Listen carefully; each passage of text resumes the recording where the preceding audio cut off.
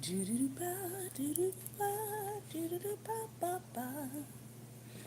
Hello, hello, hello, everyone, everyone. Hello, hello, hello. I hope that everybody is doing great and wonderful. Hope everybody is doing well. Welcome to Daring Dialogues. I am your host, Shante Giles. I want to say good evening. I don't know why my face looks so oily on Periscope, but it is what it is. The lighting is much better over here on YouTube live stream. So, good evening, everyone.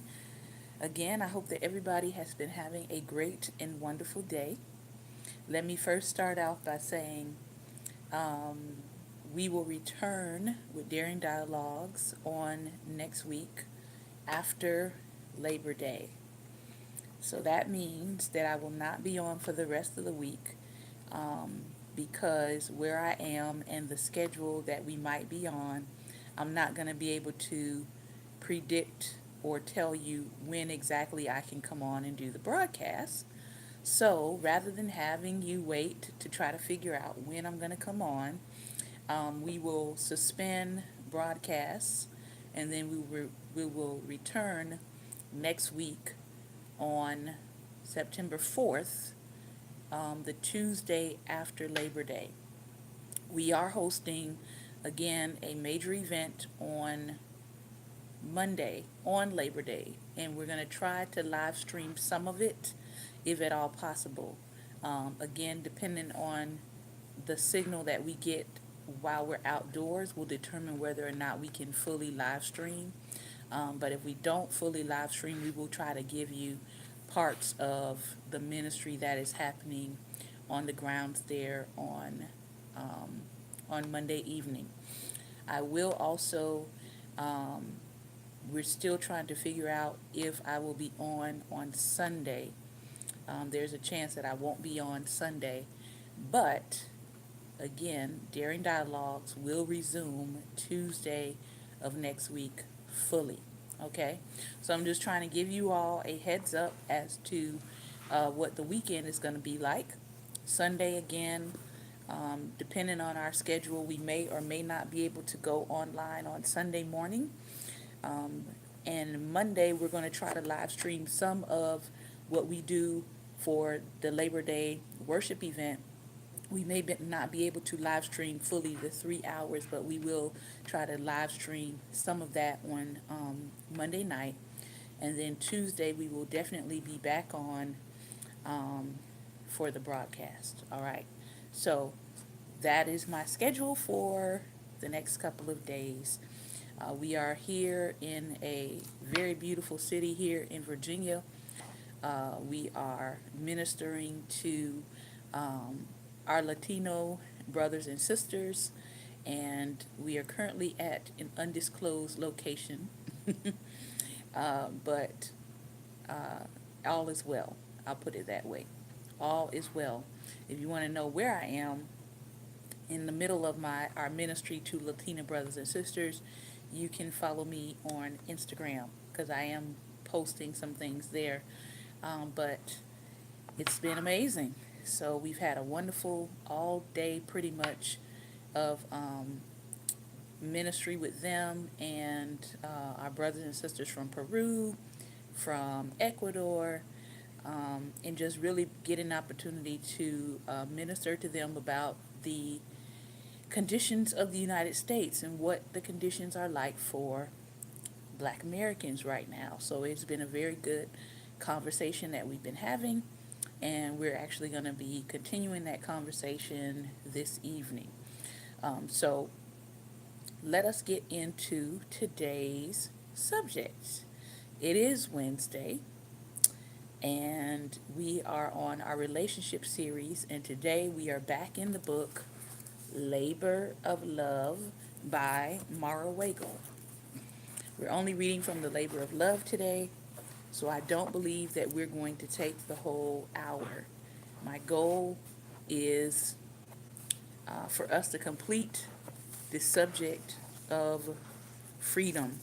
Remember, we started talking about uh, the fun, fearless feminism and what happened as a result of that.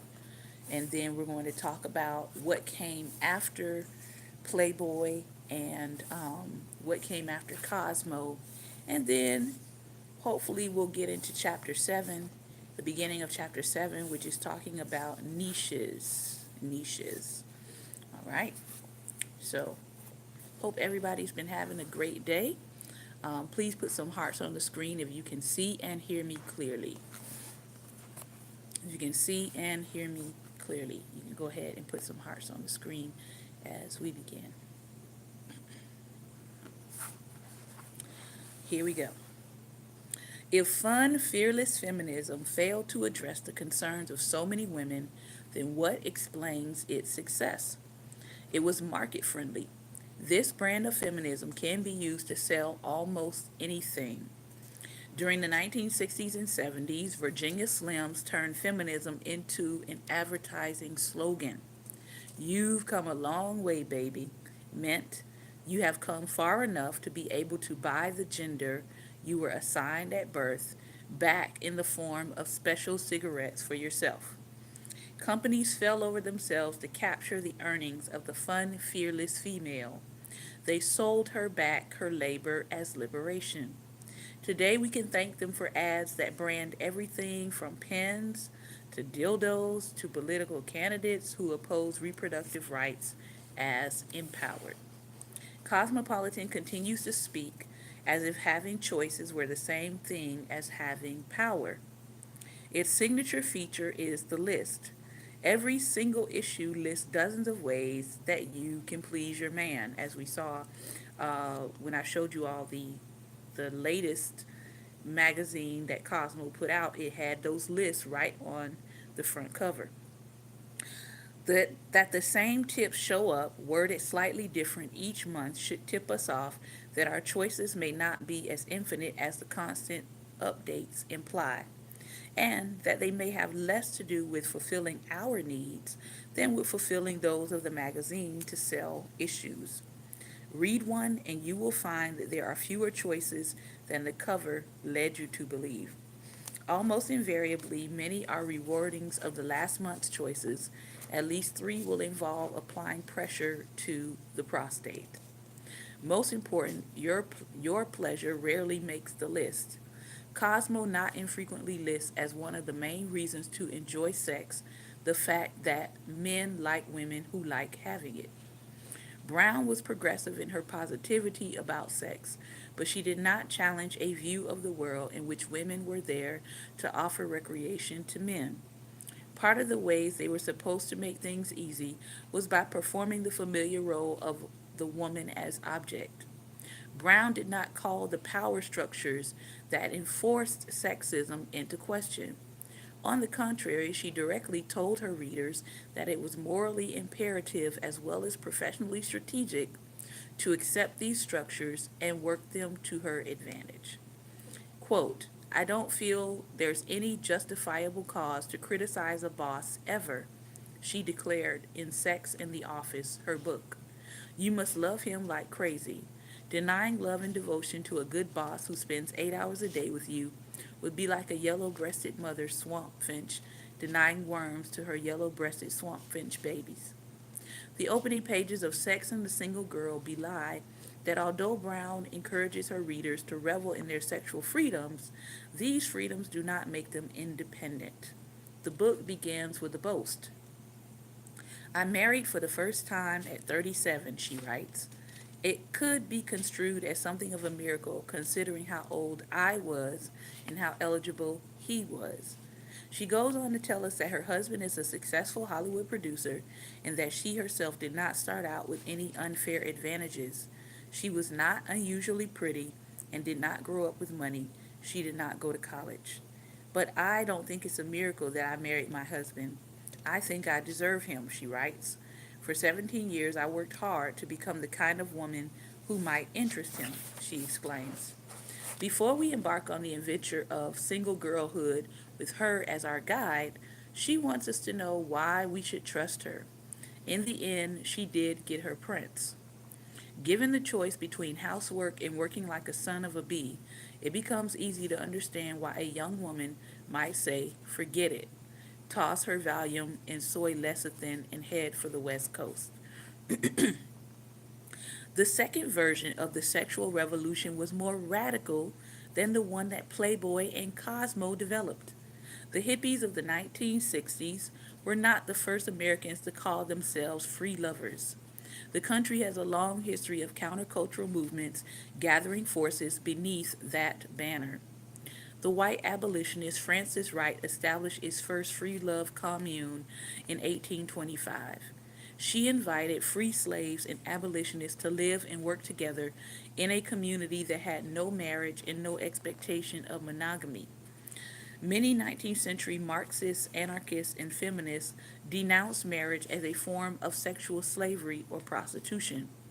They rejected the idea of private romantic contracts that, they said, led men and women to treat one another like property.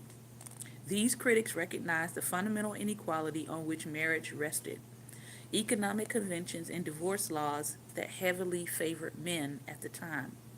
The fact that many wives had no means of earning money outside the home meant that they had to sit tight while their husbands messed around. If a man left a woman, he lost only her, but if she left him, her livelihood dried up. In the 1870s, Victoria Woodhull, an activist who became the first female candidate to run for president of the United States, campaigned on a free love platform. Yes, I am a free lover, Woodhull told her audience in an 1871 speech. I have an inalienable constitutional and natural right to love whom I may, to love as long or as short a period as I can, to change that love every day if I please, and with that right, neither you nor any law can frame have any right to interfere. By this, Woodhull meant that women should have rights to marry and divorce freely. She argued that instead of economic needs and social obligations, affection and choice should govern loving relationships. But she recognized that in order for free love to flourish, the individuals who wanted to practice it would have to build new institutions to replace marriage and families. She told her listeners in 1871 that she had a, quote, right to demand a free and unrestricted exercise of her right to love. Quote, it is your duty not only to accord it, but as a community to see that I am protected in it. The mistrust of institutions felt by many young Americans during the aftermath of the Civil War made a powerful comeback during the Vietnam War. Once again, young people turned toward free love in order to express their dissatisfaction with the world of their parents. But in contrast to Woodhull, they focused on what they wanted to destroy rather than what they wanted to build. Young radicals in New York and San Francisco knew that they wanted something very different from the sexy, successful life that glossy magazines of the era had promised. They did not want to grow up to be like their hypocritical fathers who pored over Playboy or their stay-at-home mothers who sniffled when they found sticky issues stashed under the mattress. They did not want a more fun, fearless version of society they had grown up in. They wanted a new world altogether. They were just not sure exactly how it should look. One of the most influential free lovers was a man by the name of Jefferson Poland. At various points in his career, he went by Jefferson the F word and Jefferson the C word. Together with the gay activist Randy Wicker and the poet and musician Tuli Kupferberg, Poland founded the Sexual Freedom League in New York. Members met weekly to debate just how many sexual taboos one could violate. Gender roles, they unanimously agreed, should be abolished. Well, we see that happening. Bisexuality and group sex were in. Well, we see our society promoting that now. Monogamy was out. Bestiality, they decided, was okay as long as the animal did not resist. Blank, blank. The rallying cry of the Sexual Freedom League was no rape, no regulation. Consent, or the absence of it, was the only factor they believed ought to restrict anyone from engaging in any sex act he or she wanted. Clearly contrary to Scripture. In 1965, Poland moved to San Francisco and founded a chapter of the Sexual Freedom League there. He held a highly publicized nude wade-in at a city beach and participated in the vibrant street culture of the Haight-Ashbury neighborhood. Student protests at Berkeley, which had paralyzed the campus during the previous school year, produced an environment receptive to these ideas. The spiritualist Richard Thorne had been using the Berkeley Barb, an underground newspaper that started on campus, as a platform to argue that in the absence of monogamy, copulation was holy. We must abstain from selfishness, jealousy, possessiveness, but not copulation. At the beginning of 1967, thousands of people flooded Golden Gate Park for the Human Bee Inn, a public festival presenting beat poetry, radical left speeches, performances by hippie bands. The audience openly took drugs and sunbathed nude as reporters and photographers gawked and snapped pictures. The psychologist turned LSD evangelist Timothy Leary called on them to turn on, tune in, and drop out. So there was a whole culture of lawlessness in regards to sexuality that was birthed out of New York and California. It was the image of freedom, but some worried it would not last. Standing on stage waiting to read his poetry, Allen Ginsberg turned to his friend Lawrence Ferlinghetti and asked him a question below his breath. What if we're wrong? Images of the activities in San Francisco kept drawing more and more runaways and seekers. Many of them had no idea what they were looking for. They knew only what they were not looking for. Julie Ann Schrader remembered seeing a series of photos of San Francisco in Life magazine when she was still a teenager living in suburban Wisconsin. They showed a group of people wearing big smiles and little else at a Love Inn. She reminisced to an interviewer in 2013. The moment she saw it, she said she realized that she had to flee. If I remained in Wisconsin, I would marry my college sweetheart, teach Sunday school, have a family, and live the life my parents lived. My future was locked in. The thought of it terrorized my spirit. Schrader dropped out of school, ditched her middle-class life plan, hitched a ride west. Many others did the same, eager to find quote-unquote love and romance outside the narrow possibilities that traditional marriage offered. In San Francisco, couples dispensed with the formalities of dating. They met, they made it, they drifted apart at incredible speeds. This is not to say that their relationships did not involve drama. Sex in San Francisco could mean many things. A one-night stand might lead to a spontaneous common-law marriage. a romance, a whirlwind romance might ensnare you in a life of hard drug addiction. By the end of 1967, the Haight was flooded with runaways. The new world the hippies were trying to create was difficult to sustain. When they had repealed all the laws, they had not clearly established who would do the things that still needed to be done. In the absence of a plan, they often fell back onto highly stereotyped gender roles. In her essay about the summer of love, Slouching Towards Bethlehem, Joan Didion described her encounter with Max, a young man who earnestly insists to her that it is possible to have loving relationships without any responsibility or constraints. Max is telling me how he lives free of all the old middle class Freudian hang-ups. I've had this old lady for a couple of months now. Maybe she makes something special for my dinner, and I come in 3 days late and tell her I've been balling some other chick. Well, she shouts a little, but then I say, but that's me. And she laughs and says, that's just you, Max. Max, Didion concludes, sees his life as a triumph over the don'ts. Max may have rejected the repressive laws that had governed the lives of his parents, but what is striking about the relationship between Max and his, quote, old lady is how traditional it sounds. Max mentions his partner's cooking offhand. He takes it for granted that she would actually make him meals and love him unconditionally. After the destruction of the institutions of marriage and family, it was unclear how else things would ever run. The Haight did have one rogue of group volunteers who attempted to respond to the mounting disorder that was taking over the streets. They were called the Diggers.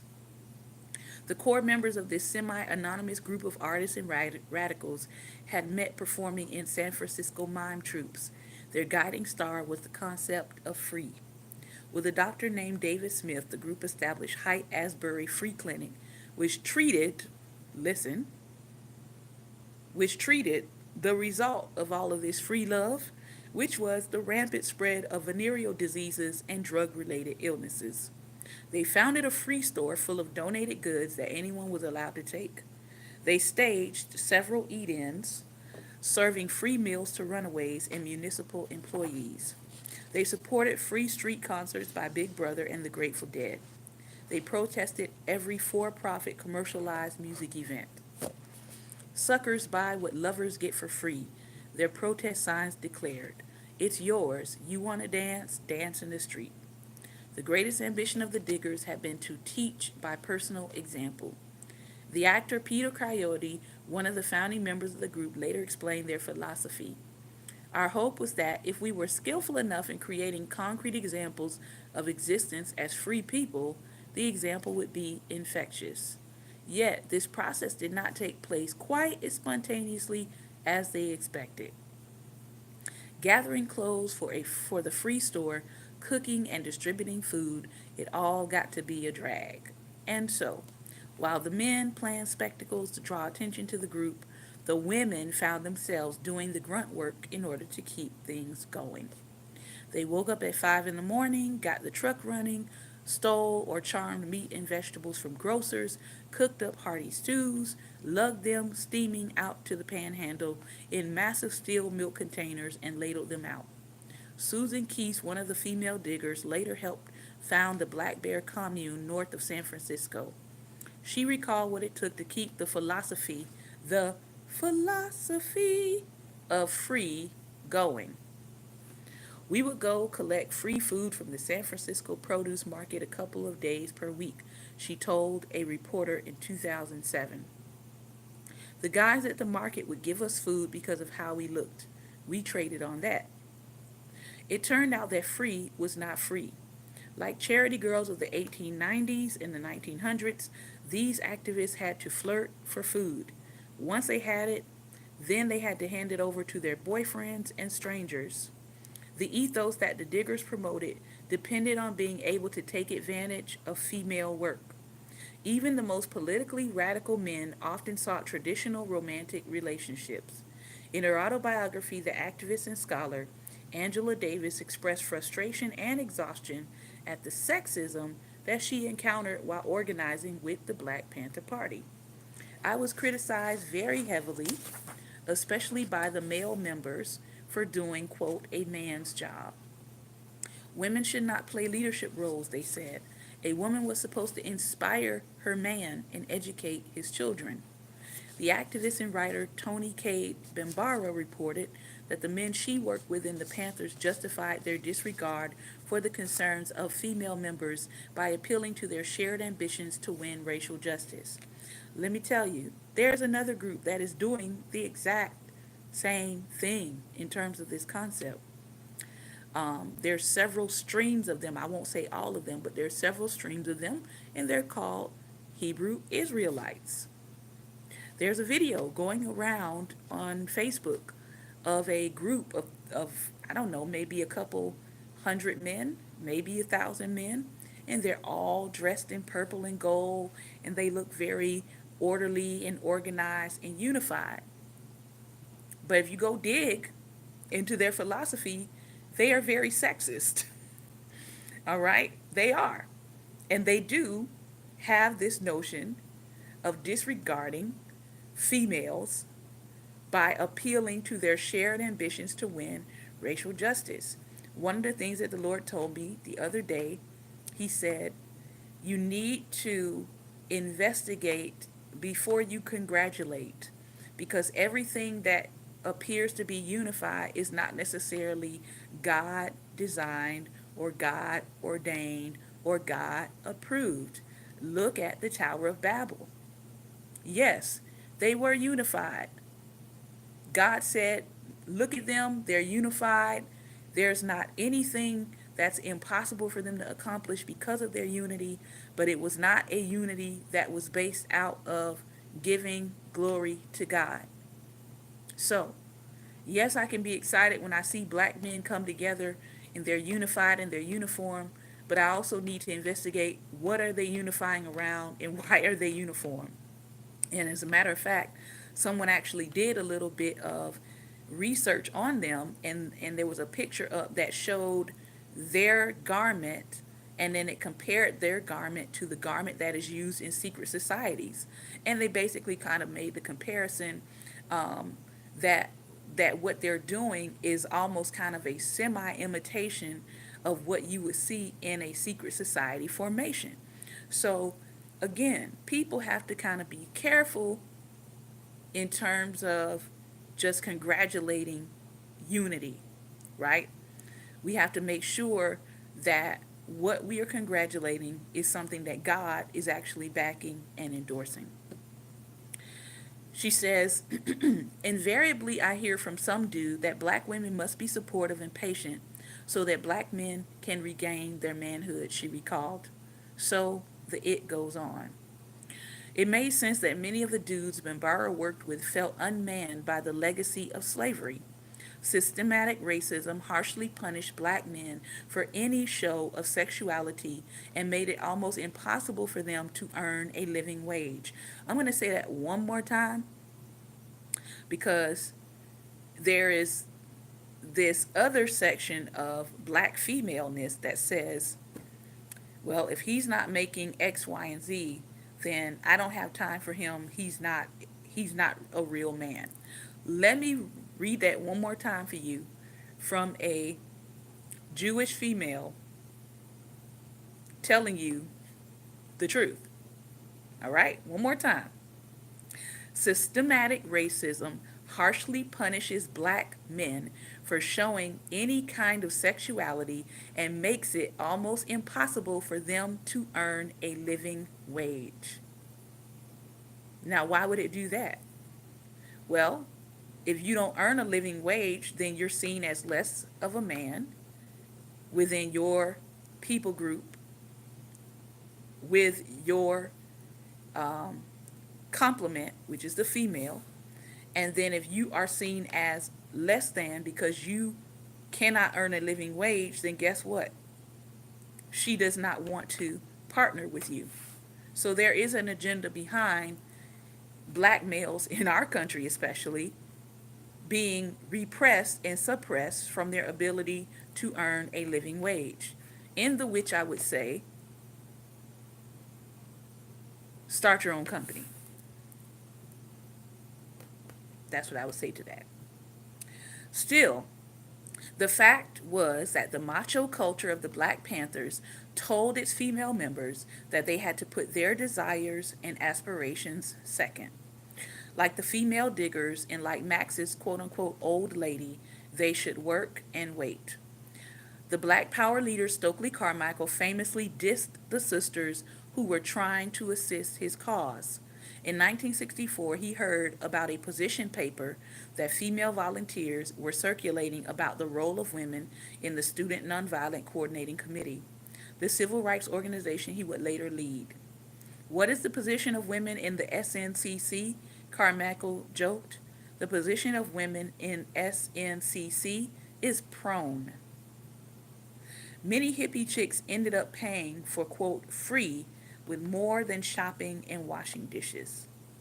They endured a culture of rampant sexual violence, of rape or sex they forced themselves to endure. If it's their thing, the Berkeley Barb advised women in 1967, just let them leer. Pity the women who did not feel so nonchalant. In 1967, a member of the Diggers named Chester Anderson left the group in disgust and started publishing public communiques on his mimeograph machine. Some of the bulletins that he posted around the height criticized the hypocrisy and racism of what he called segregated Bohemia. And segregated Bohemia has of late turned into segregated liberalism, which I think many people who consider themselves liberal and democratic are starting to realize and speak out about. They're coming to realize that yes, there are racist Republicans, there are racist independents, there are also some racist Democrats. Others criticize its misogyny. One announced that the streets had become dangerous for women. Pretty little 16-year-old middle class chick comes to the Height to see what it's all about and gets picked up by a 17-year-old street dealer who spends all day shooting her full of speed again and again and then feeds her 3,000 mics or micrograms of LSD, 12 times the standard dose, and raffles off her temporarily unemployed body for the biggest Height Street gangbang since the night before last. The politics and ethics of ecstasy. Rape is as common as BS on Height Street. The policeman Colin Barker claimed in 1968 that rapes were so common in and around Golden Gate Park that they were hardly ever reported. The poet Ed Sanders described the neighborhood during those years as, quote, a valley of thousands of plump white rabbits surrounded by wounded coyotes. Even when they were not drugged and raffled off, women in this counterculture often strained to live up to the ideal that they should always want sex in this free love society. Susan Keyes recalled her fears of seeming countersexual revolutionary. There was an ethic that it was good for you to have as much sex as possible, and you were uptight and hung up if you did not. Some women seemed to be comfortable with that, but I was not. Within the counterculture, gameness for any sexual adventure was seen as proof of sophistication.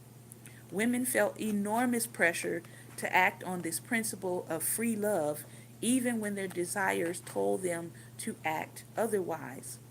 It became the personal responsibility of women in the 1960s to work at removing their inhibitions. The feminist Sheila Jeffries recalled in her memoir, Anti-Climax. To be accused by a man of having inhibitions was a serious matter, the implication being that the woman was too old-fashioned, narrow-minded, and somehow psychologically damaged because she wanted boundaries.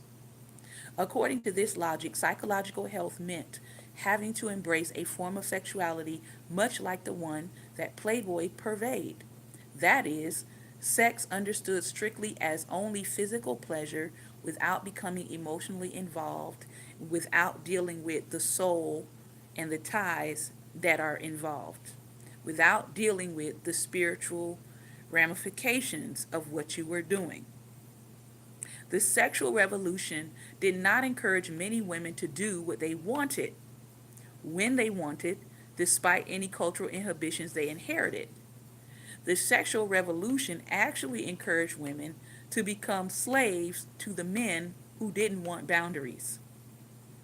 When free lovers described the revolution as the freedom from all inhibition, they failed to acknowledge that individuals should also have the freedom to remain as inhibited as they would like.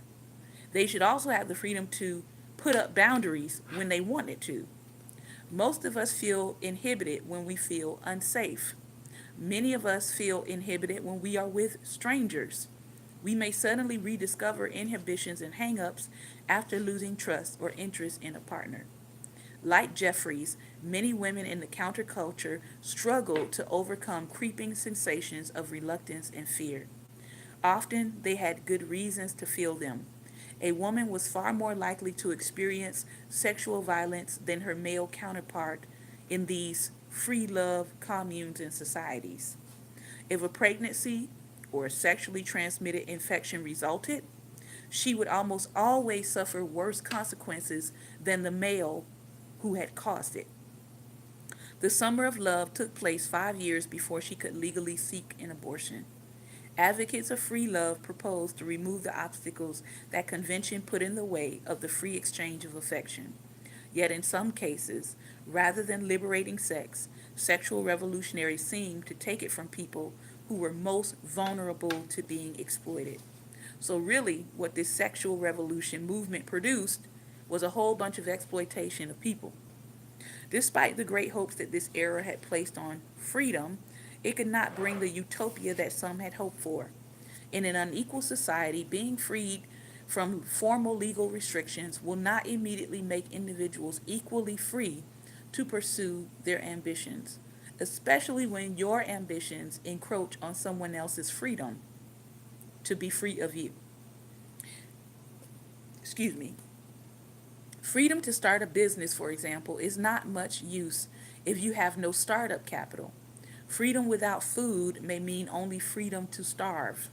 The free love that promised to liberate individuals from social conventions took a very particular model of male individuality for granted. It was based on a fantasy of manliness that media like Playboy sold to people. Freedom from having to feel certain ways about sex turned into an imperative not to feel anything about sex. This free love could start to look a lot like freedom from love. Today, conservatives often say that the sexual revolution duped women into seizing freedoms they did not actually want. The opposite is true. The sexual revolution did not take things too far, it did not take things far enough. It did not change any gender roles and romantic relationships as dramatically as it would have needed to be changed in order to make everyone as free as these idealists promised. It tore down walls, but it could not build a new world. Let me say that one more time. This notion of sexual freedom tore down walls, but it could not build a new world. And one thing that hopefully that generation learned, that I think our generation got somewhat a hold of, that I think the millennials finally understand, is that some boundaries are put in place to keep you from being exploited. God knows exactly what He's doing. There's a reason why there are certain boundaries and certain roles and responsibilities that God placed in Scripture. Every single day, new research comes out about the differences between men and women. Things that Scripture didn't necessarily spell out for us, right? But if you take the science that people are learning about and you take what God says about the man and you take what God says about the woman, they begin to align. That there are certain boundaries that God placed not as something that would inhibit our freedom, but that would actually protect us from being exploited. All right. So, believe it or not, we're going to stop there for today. This has been another episode of Daring Dialogues, and I have been your host today, Shante Charles. I hope that I have said something that would get you to think about this whole notion of sexual freedom, sexual revolution, the news that just came out recently. Anybody been paying attention to what the CDC just released just yesterday? That gonorrhea is becoming untreatable. How do you do that? Gonorrhea is becoming untreatable. That's something that millennials and Generation Z need to pay attention to. How many more strands will be created because people will not use sexual restraint? Do we have a generation that's coming that is wiser than the generation before them, that will understand that your body is a temple, not to be dished out to whoever wants a part of your soul?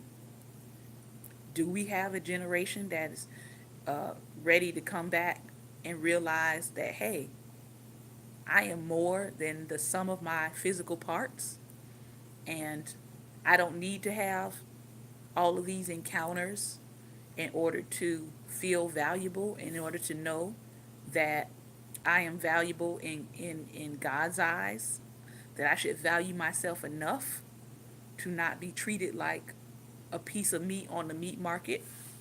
ready for the chopping block, either male or female.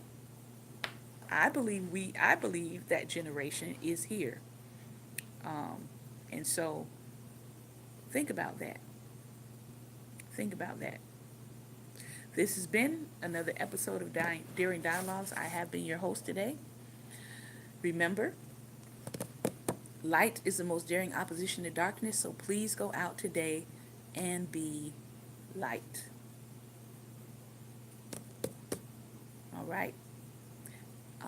I will give you updates as far as Sunday on our Life Nation page. You can follow us on Facebook at Life Nation. And I will give you updates concerning Monday as well on my personal page and on Daring Dialogues. So, again, Monday night, 6 p.m. to 9 p.m., we're going to be holding the Labor of Love, an evening of worship and prayer in Warrenton, Virginia. If you are in the region and you are interested in coming, you want more information, you want the address so you can join us in that, please feel free to contact me at reachshantae, SHANTAE, at gmail.com. We're excited about what God is going to do. We believe that we are a part of what God wants to do in human history concerning changing the direction and the trajectory of our nation. If you believe, like we believe, that there needs to be a positive change in the right direction, we invite you to come out and join us for this time of worship and intercession. All right? I want to thank you again for your time and attention. Daring Dialogues will return on Tuesday, September 4th. Until then, take care and be blessed. Follow our Daring Dialogues page for news and news updates on Facebook. Take care and God bless.